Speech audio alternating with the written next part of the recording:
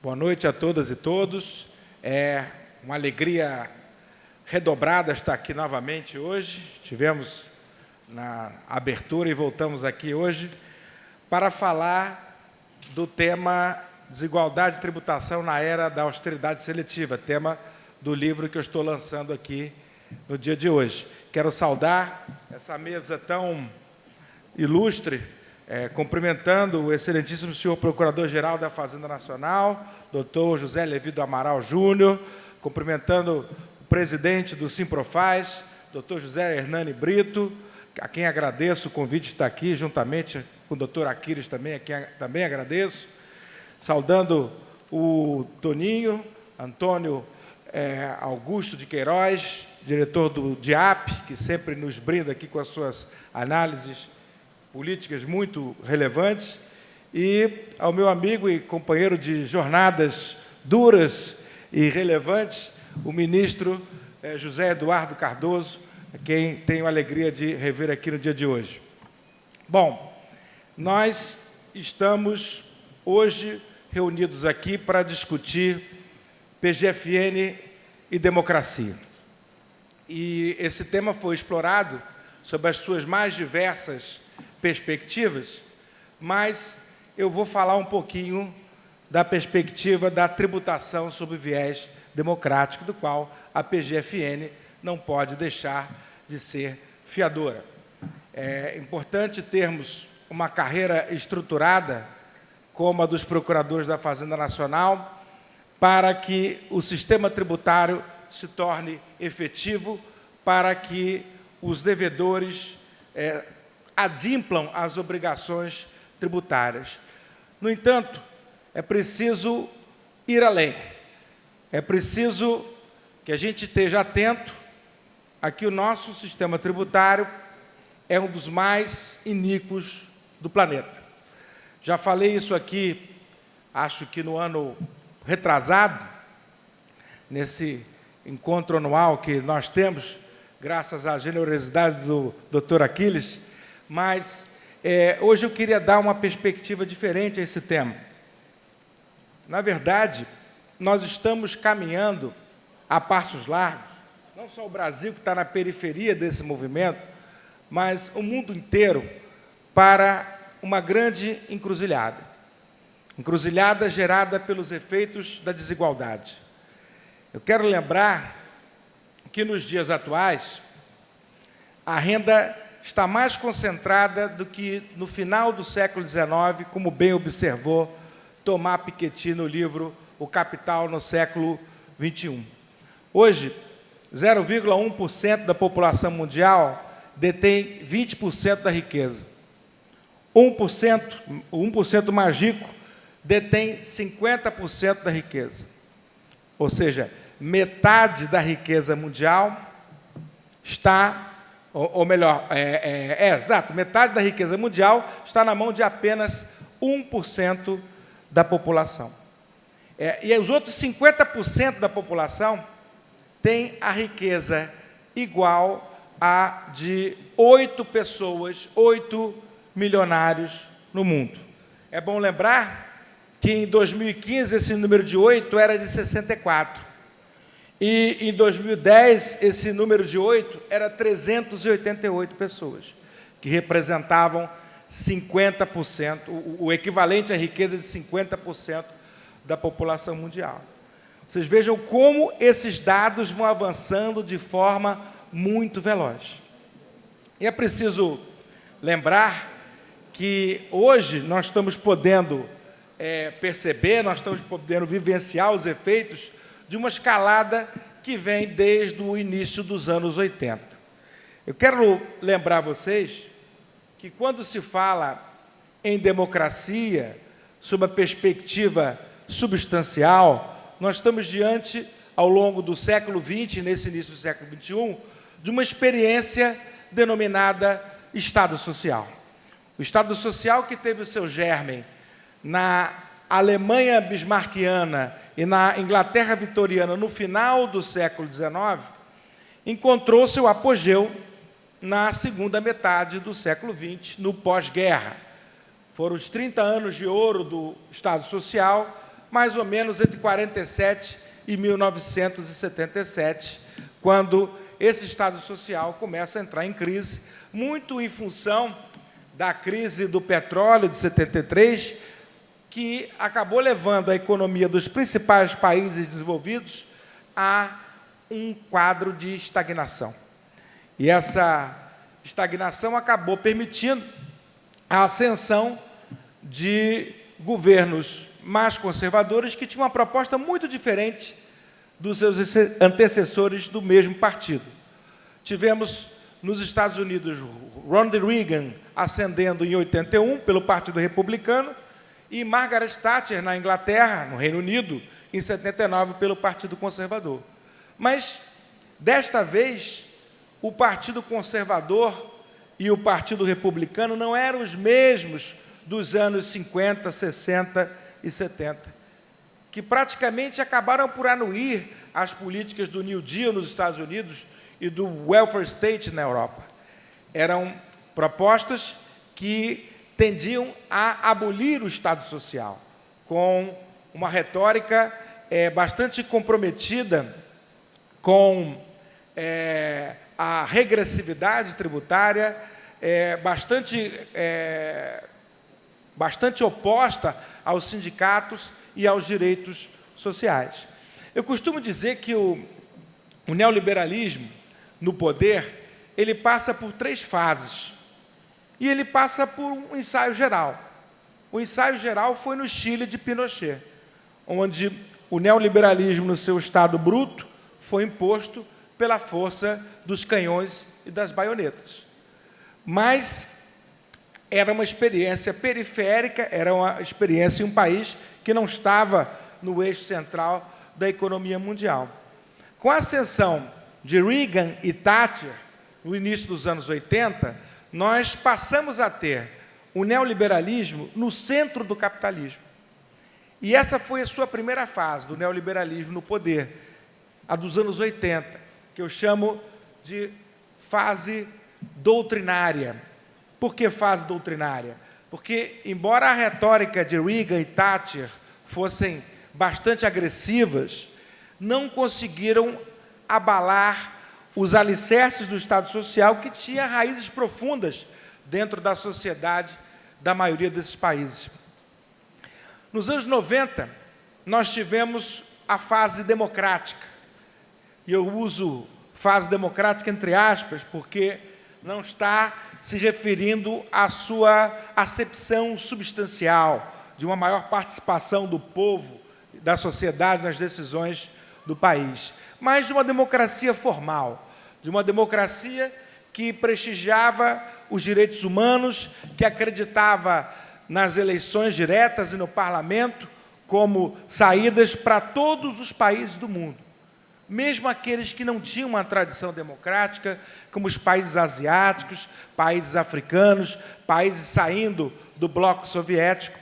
Então, nos anos 90, nós acreditamos no casamento de democracia liberal, neoliberalismo e direitos humanos.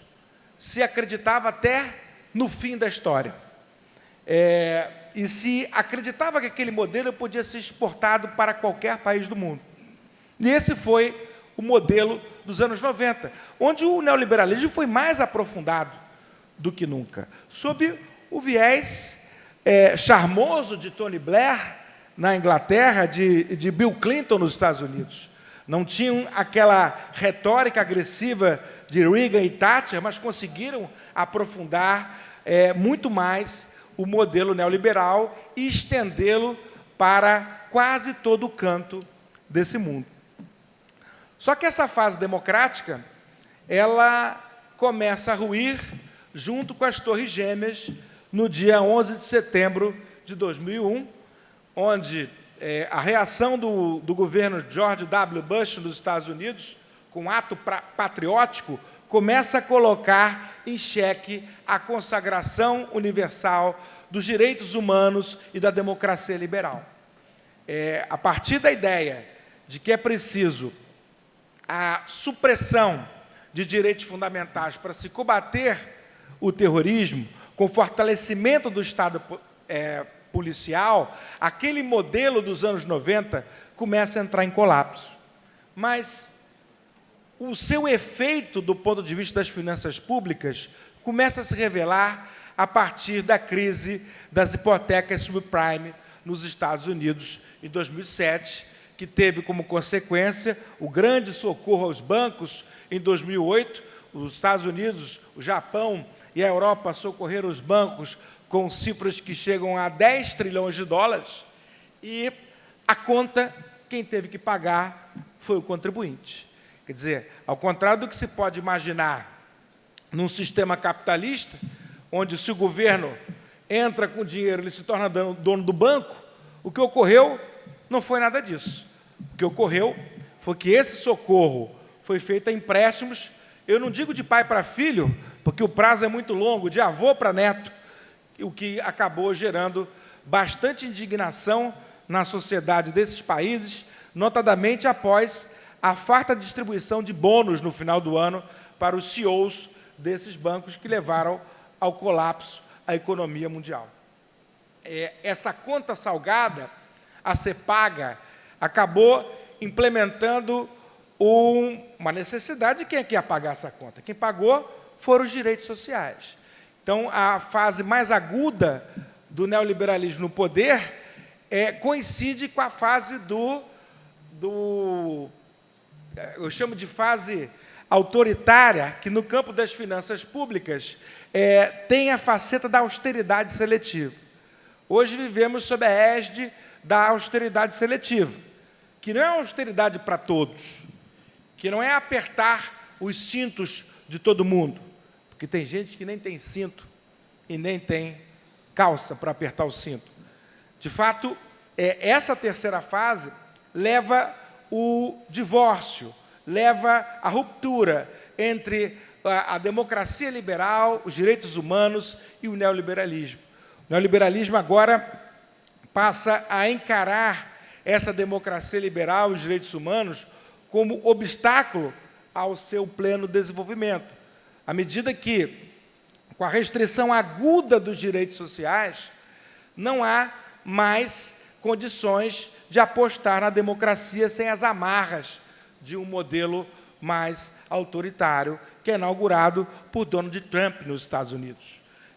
Com essa terceira fase do neoliberalismo no poder, a fase autoritária, os sistemas tributários e as finanças públicas, de modo geral, sob a égide da austeridade seletiva, passam por uma fase absolutamente contrária a tudo aquilo que se viu durante o Estado Social, com restrição de direitos dos trabalhadores, com reformas da Previdência bastante draconianas, com a redução da participação dos trabalhadores no bolo da economia.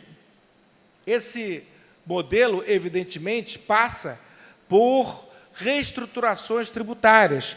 No mundo onde há plena globalização de capitais, de produtos e de ideias, mas onde as pessoas ainda estão aprisionadas pelas fronteiras do Estado Nacional. Estado Nacional cada vez menos potente, menos poderoso para ordenar, para regular o capitalismo, mas que tem que dar conta, tem que resolver os problemas daquela população, porque as pessoas ainda vivem nos Estados nacionais, têm seus problemas nos Estados nacionais, votam nos Estados nacionais e pagam tributos nos Estados nacionais. No entanto, esses Estados são submetidos a um regime de verdadeira concorrência tributária internacional, onde as grandes corporações escolhem as jurisdições fiscais, ambientais e regulatórias a qual vão se submeter. Então, há um movimento de transferência da tributação do patrimônio e da renda, que caracterizaram o Estado Social, para o consumo e a folha de salários. Esse movimento é agudo nos últimos anos, mas no Brasil é incrível perceber que o nosso sistema sempre foi muito mais regressivo do que nos países desenvolvidos. Só para ter uma ideia, sempre se diz que a carga tributária no Brasil é muito elevada. Esse é um discurso corriqueiro com os quais os procuradores da Fazenda Nacional sempre têm que se degladiar. Mas, se a gente olhar a frieza dos números, o Brasil está muito longe de ser a maior carga tributária do mundo. A carga tributária do Brasil, em números de 2016, está na ordem de 32,3%. Da OCDE, por exemplo, é 34,3%. Um ponto fora da curva são os Estados Unidos, onde a carga tributária é de 26%. Mas, se a gente for olhar a distribuição dessa carga tributária, a gente vai ver que as coisas no Brasil estão fora do lugar.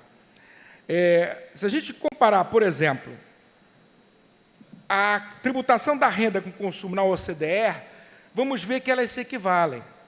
Na OCDE, a renda é tributada em 11,4% do PIB e o consumo 11,2% do PIB, quer dizer, praticamente a mesma coisa.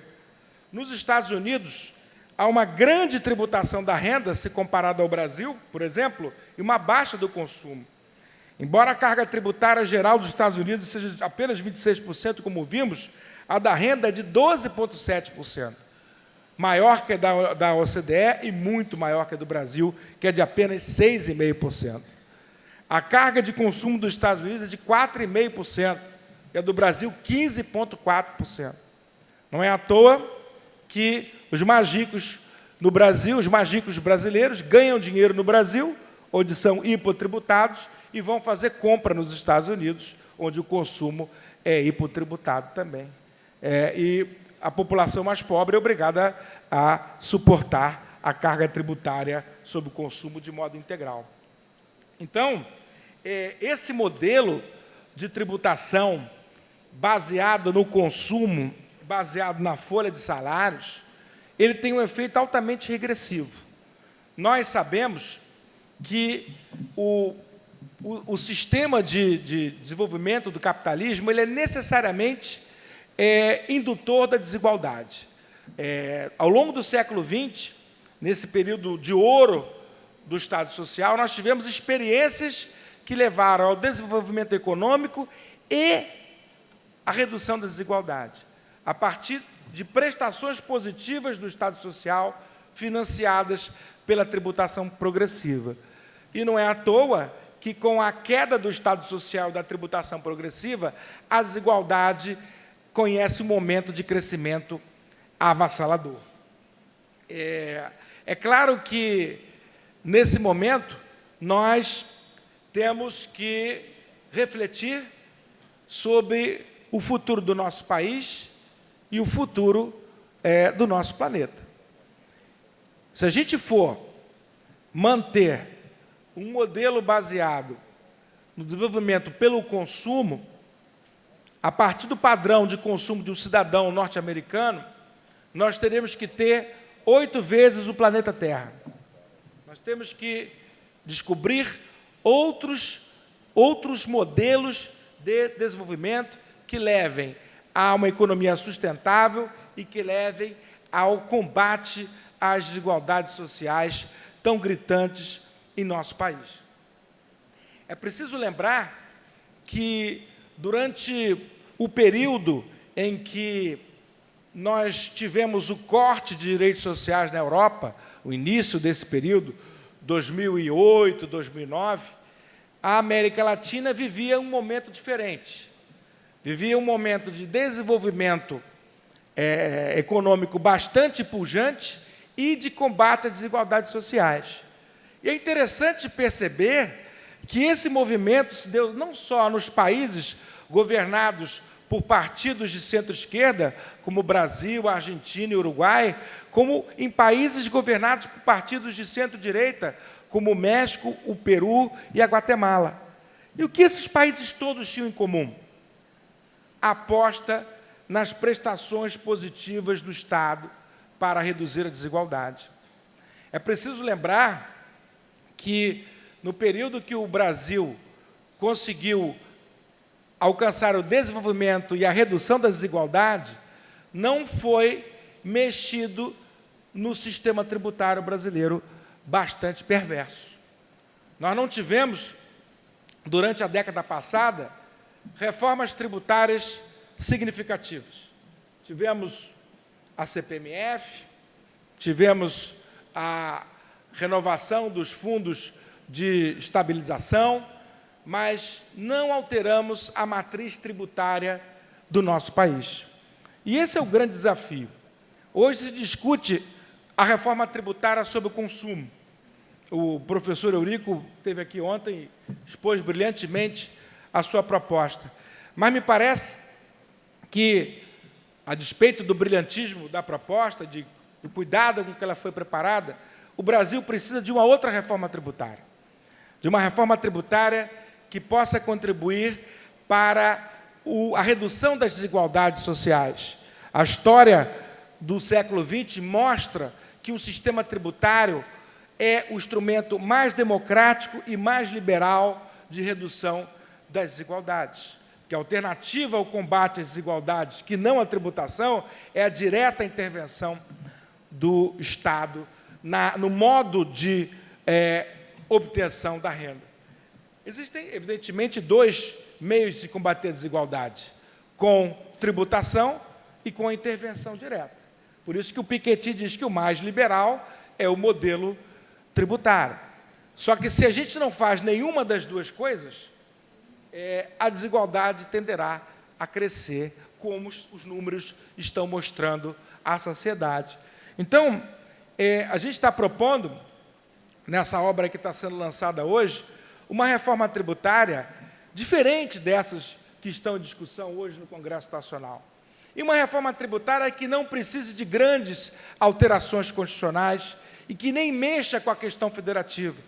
Por exemplo, a criação do IBS atinge de frente a competência dos estados e dos municípios. O que a gente quer propor não é exatamente mexer com a competência dos estados. É uma reforma tributária que a União poderia fazer, independentemente de estados e municípios. Passaria pela extinção do PIS e da COFINS, a unificação do imposto de renda no imposto de renda pessoa física para todas as rendas do indivíduo, ficando o imposto de renda pessoa jurídica apenas com uma antecipação de pagamento a ser levada à declaração de ajuste, com o fortalecimento dos impostos estaduais de herança, que deveriam levar em conta os mesmos critérios do imposto de renda. A renda no Brasil, herdada, é muito menos tributada que a renda oriunda do trabalho, que, por sua vez, é mais tributada que a renda oriunda dos ganhos financeiros. Quer dizer, então, a ideia seria tributar de forma igual toda a renda na pessoa física, ficando o imposto sobre herança como algo que se deduziria do imposto de renda, ficando o imposto de renda pessoa jurídica como algo que seria uma antecipação de pagamento do imposto de renda da pessoa física. Como o velho imposto sobre lucro líquido, os mais antigos devem lembrar, a gente tinha muita ação do ILL 8%, mas que acabou sendo declarado inconstitucional por outros motivos. E a instituição do imposto sobre grandes fortunas, como o único imposto do Brasil que incidiria sobre o capital de forma global. Nós, hoje, estamos tributando a propriedade com categorias jurídicas do século XX, quando não do século XIX, com ITR, IPTU, ITD, ITBI, quando hoje a riqueza é volátil, a riqueza é mobiliária. Então, a ideia do imposto sobre grandes fortunas seria tributar o patrimônio das grandes patrimônios, porque o imposto sobre grandes fortunas ele não é sobre renda, ele é sobre patrimônio, mas tributar as grandes fortunas a partir da totalidade do capital, observando os seus passivos e observando a dedução de outros impostos incidentes sobre o patrimônio. É claro que tudo isso que a gente está falando depende de um adequado ajuste de alíquotas. Não adianta a gente fazer nada disso se a gente tiver, por exemplo, isenção de imposto de renda para lucros e dividendos, não é? Se a gente tiver alíquotas minoradas que atendam a interesses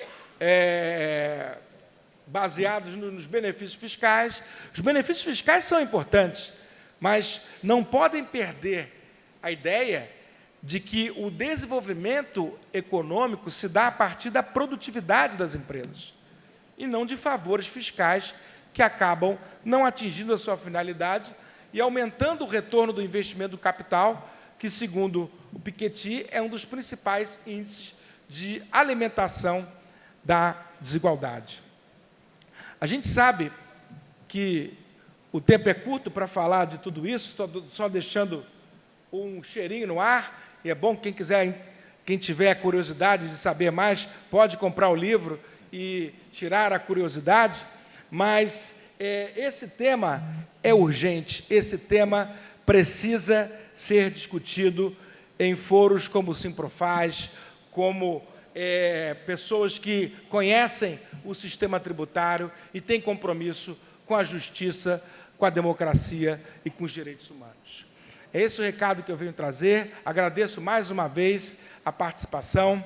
Muito obrigado.